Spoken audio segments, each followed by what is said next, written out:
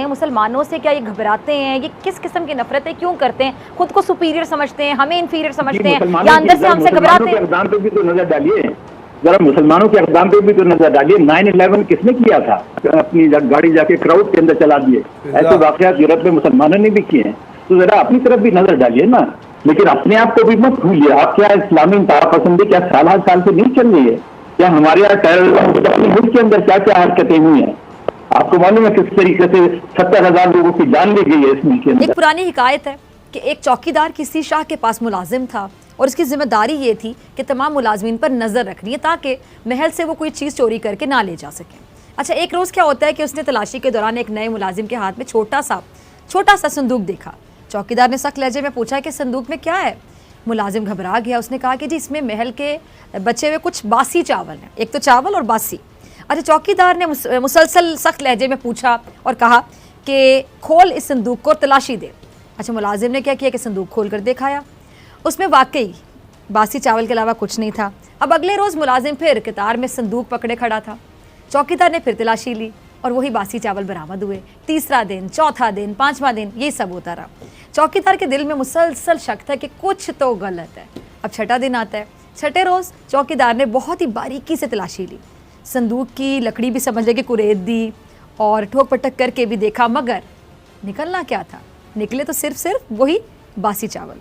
सातवां दिन आया और हस्बे मामूल मुलाजिम संदूक के साथ खड़ा था।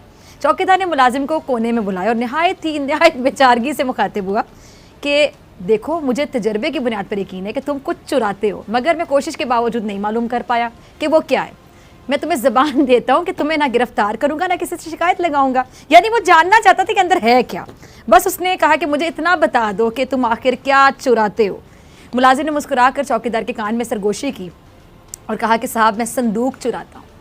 इस शिकायत का सबक और समझने की बात कि हम सब भी अक्सर मामलात को कह लें कि अस खुद पेचीदा बना देते हैं। हम सामने नज़र आती जो वाज़ेह हकीकत है ना, उसको अनजाने ना अनजाने में कहते हैं कि बाकायदा नज़रअंदाज कर देते हैं और गैर ज़रूरी तफसील में उलझ जाते हैं, अपना वक्त ज़ाया करते हैं और कहने कि ये बेतुक के मामलात में हम अपनी तमाम ज़िंदगी कहते हैं खपा देते हैं, जिनका हासिल तो कुछ होना ही नहीं है। मुसलमानों से क्या ये घबराते हैं? ये किस किस्म की नफरतें क्यों करते हैं? खुद को सुपीरियर समझते हैं, हमें इंफीरियर समझते हैं, या अंदर से हमसे घबराते हैं? इक़दाम पे भी तो नजर डालिए, जरा मुसलमानों के इक़दाम पे भी तो नजर डालिए। 9/11 किसने किया था? और ये इतने बेशुमार वाकयात खुद यूरोप में होते रहे, वहाँ पे भी वाकयात होते रहे कि मुसलमान ने अपनी गाड़ी जाके क्राउड के अंदर चला दिए। ऐसे वाकयात यूरोप में मुसलमानों ने भी किए हैं, तो जरा अपनी तरफ भी नजर डालिए ना। तो कहने का मकसद ये है कि ये एक नहायत खतरनाक सिचुएशन है। हमारे यहाँ इस्लामी इंतहा-पसंदी है, एक्सट्रीमिज्म है, वेस्ट में इस्लामोफोबिया है, ये दोनों एक दूसरे को फीड करते हैं। वहाँ पे ऐसा वाकया होता है तो हमारे इंतहा-पसंदी बढ़ती है।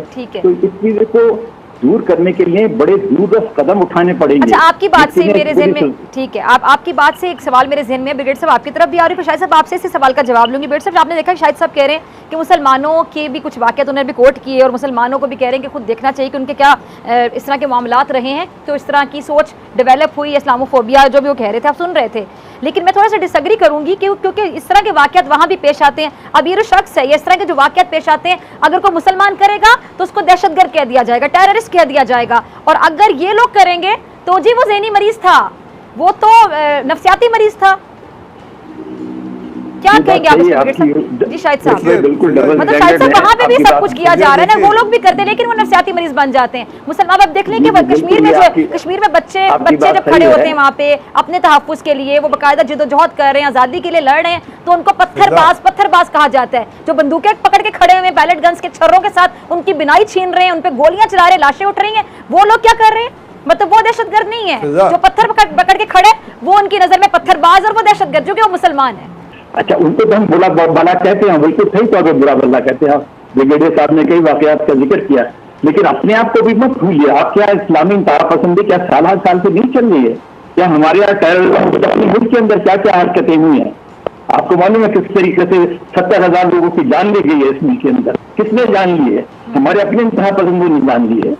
तो ये एक बीमारी है, ये इंतहा-पसंदी जो है, खासतौर पर मजहबी इंतहा-पसंदी जो है एक बीमारी है, और इसको दूर करने के लिए यकीनन इक़दाम उठाने चाहिए। लेकिन ये समझना कि किसी हुकूमत का एक हुक्म देने से ये मामला खत्म हो जाएगा, वो गलत फहमी है। तो इसलिए मेरे ख्याल में इस मामले पे गौर करने के लिए यकीनन यूनाइटेड नेशन एक इदारा है। हमारे प्राइम मिनिस्टर ने इस सिलसिले में बड़ा, मैं समझता हूँ, अच्छा पॉलिसी इख्तियार की है। वक्त जब मंत्रियों को ललकारा है कि भाई आप इस बारे में कोई वाज़ेह कदम उठाइए, ये इंतहा पसंदी का सिलसिला खत्म करने के लिए सवाल का कदम उठाइए। अब ये इंतहा पसंदी वो है, उसके अंदर आपको मालूम है कि इस्लाम दुश्मनी एक फैक्टर है, उसमें नस्ली तासुब एक फैक्टर है, एक क्लैश ऑफ सिविलाइजेशन एक फैक्टर, और ये एक किस्म की वो वाली अच्छा, ये जानना चाहिए कि नस्ली तासुब है क्यों? उसका वहाँ रिएक्शन होता है, वहाँ पे कोई वाक़या होता है। देखिए, जो शाहिद साहब बात कर रहे हैं, बात ठीक है कि जी हमारे अंदर भी दहशतगर्दी है, हमारे अंदर एक्सट्रीमिज़म है, लेकिन वो हमारे अंदर है। यानी मुसलमानों के दो फ़िरक़े, दो मुख्तलिफ ख्यालात, मतलब एक तरह से आप अगर कुरान शरीफ को किसी तरह इंटरप्रेट कर रहे हैं और या आप फ़िक़ही लड़ाई लड़ रहे हैं, या जिस तरह हमारे यहाँ खुद का हमले हुए, उन्होंने कहा कि जी हम तो ठीक कर रहे हैं, तो ये तो मुसलमानों के अंदर, अपने अंदर है ना, ये दहशतगर्दी, ये एक्सट्रीमिज़म हमारे अंदर मौजूद रही है। और पाकिस्तान ने तो इसको बहुत बुरे तरीके से फेस किया, पाकिस्तान के लोगों ने, पाकिस्तान की अफवाज ने, पाकिस्तान के जितने शहरी हैं उन्होंने, तो ये तो हमारा अपना मामला है ना। लेकिन 9/11 का शाहिद साहब ने जिक्र किया, 9/11 इंशाल्लाह दुनिया प्रूव कर देगी। अमेरिका के अंदर 400 थिंक टैंक बन गए हैं, एक कोई अपना पायलट्स का है, मेट्रोलॉजिकल इंजीनियर्स का है, फायरमैन का है, मतलब किस किस का, जो ये रिसर्च कर रहे हैं कि 9/11 किया नहीं गया था, 9/11 कराया गया था। 9/11 was a false flag operation. मैं नहीं कर रहा, मैं किताबें उठा के आपको बता सकता हूँ। पहला फायरमैन जो 9/11 के मौके पर पहुंचा था, क्या वो अपना लेफ्टिनेंट था, वो वहाँ पे रिपोर्ट, वो अपना पहला शख्स था जिसने वहाँ पे 9/11 पे जाके, मतलब फायर टेंडर्स के साथ पहुंचा था। उसने रिज़ाइन कर दिया था बाद में, उसने किताब लिखी, उसने कहा वहाँ से एक्सप्लोसिव की बू आ रही थी। सो ये दुनिया आखिरी वाले दिनों में आपको प्रूव हो जाएगा कि 9/11 क्यों कराया गया था, क्योंकि अफगानिस्तान पे हमला करना था। अच्छा, दूसरा लॉजिक, 9/11 के अंदर तो कोई अफगानी नहीं था, उसमें तो सारे आपने कहा कि अरब से ताल्लुक़ रखने वाले लोग थे। अगर अफगानी कोई नहीं था, वाई टू अटैक अफगानिस्तान पे क्यों हमला करना था? 9/11 अगर इतना इंटेलिजेंस फेलियर था कि वहाँ पे उनको पता नहीं चला कि पेंटागन के 4 किलोमीटर के इलाके में जहाज चल रहे हैं और तबाह करने आ रहे हैं, फॉर गॉड सेक यार, बहुत बड़ी CIA ऑर्गेनाइजेशन है, फॉल्स फ्लैग ऑपरेशन करती है, फॉरेन बेसिस रखती है, वहाँ पे लोगों को 6-6 साल कैद रखती है। अभी एक शख्स को रिलीज़ किया है, 23 साल कैद रख के, उसका अपना अप्रूव नहीं करते। खालिद शेख मोहम्मद को उन्होंने कोई 300 दफ़ा वाटर बोर्ड किया था, अगर आपको याद हो, उसकी अमेरिकन एक डॉक्यूमेंट्री बनी है, वो उठा के देख लीजिए, 300 दफ़ा एक ही स्टेटमेंट दी थी उसने। तो मेरा कहने का मतलब है कि ये चीज़ें इतनी सिंपल नहीं है कि 9/11 हो गया, अरबों ने कर दिया। ये 9/11 वॉज इंटेंडेड फॉर समथिंग, ये डिफरेंट डिस्कशन है। लेकिन बात यह है कि हम जो बात कर रहे हैं, और शाहिद साहब जो कह रहे हैं, वाकई है हमारे अंदर टेररिज्म। हमारे यहाँ उससे पहले बाहर भी लोग दहशतगर्दी के वाक़यात होते रहे, करते रहे हैं, लेकिन वो मुसलमान जो ये कर रहे थे उसको हर एक ने डिनाउंस किया है।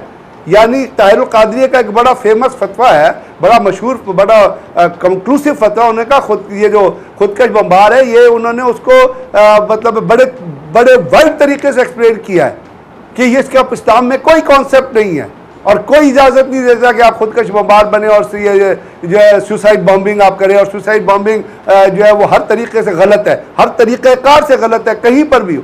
तो कहने का मतलब ये है कि वो चीज़ें लोगों ने वो भी रिकग्नाइज़ की हैं, और दहशतगर्दी को भी ये कहा कि ये दहशतगर्दी जो है, टेररिज्म जो है, एक्सट्रीमिज़म जो है, ये गलत फिनोमेना है। लेकिन कनाडा एक बहुत अच्छा मुल्क है, जस्टिन ट्रूडो का आप ट्वीट उठा के पढ़ ले।